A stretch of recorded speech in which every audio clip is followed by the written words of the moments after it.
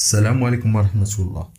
اليوم موضوعنا في هذا الفيديو هو علاش الراجل ما خصوش يتعلق بزاف. الحقيقة المدفونة في علم النفس. واخا المجتمع كيقول لك الحب زوين، كاين نوع ديال الحب كيخرجك من رجولتك، كيحبسك، كيخليك عبد للمشاعر ديالك، خصوصا الا كنتي راجل وتعلقتي بزاف. الادله العلميه كتقول ان التعلق المفرط خطر على الصحه النفسيه ديال الراجل.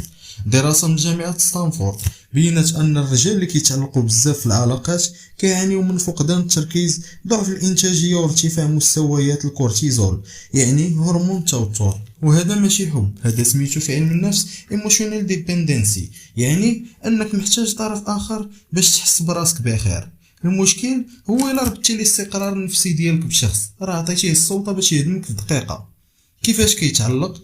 كيبدا كيعطي كتر من اللازم، كيسامح في الاهانات الصغيره، كيبدا يحطها هي في المركز الاول في حياته، كينسى الاهداف ديالو، كيبدا يعيش ليها ماشي لراسو، وهنا بالضبط كيولي ضحيه وماشي شريك.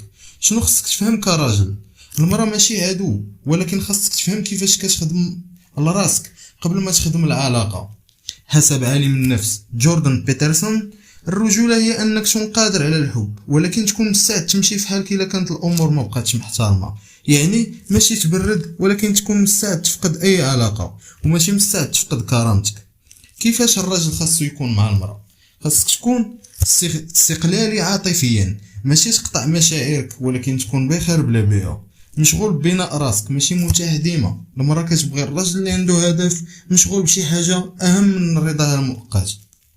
تكون واضح في الحدود ديالك، ماشي كلشي مقبول. تضحك تحب، ولكن ما تسكتش على قلة الاحترام واللعب بالمشاعر. وتحكم في مشاعرك، ماشي تخبى، ولكن ما تخليش مشاعرك تصوبك. انت السائق وماشي الراكب. وشنو خاصك تفادى كراجل باش ما تهرش؟ ما تحطش المرأة في مركز الكون ديالك، ما تعطيش الحب الا ما عطاتكش احترام، ما تكونش نيدي يعني محتاج عاطفيا. هذه اكبر تيرن اوف عند النساء، والسبب الرئيسي في فشل العلاقات. النساء كيلاحظوا التعلق حتى الا ما قالوش، وكيولي عندهم احساس داخلي بالملل، بالخنقه، وبانك ما تستاهلش. الحقيقه اللي ما كيبغيوش يقولوها هي ان المراه كتحترم الراجل اللي كيقدر يعيش بلا بها، ماشي اللي كيموت غير تبرد. واللي كتستاهلك غادي تواكبك ماشي تركب عليك. تعلق الرجل الزائد ماشي دليل حب، دليل انه مازال ما بناش راسو. كن سند، كن محب، ولكن كن راجل اولا. راجل عارف قيمته، عمر التعلق ما يطيحه.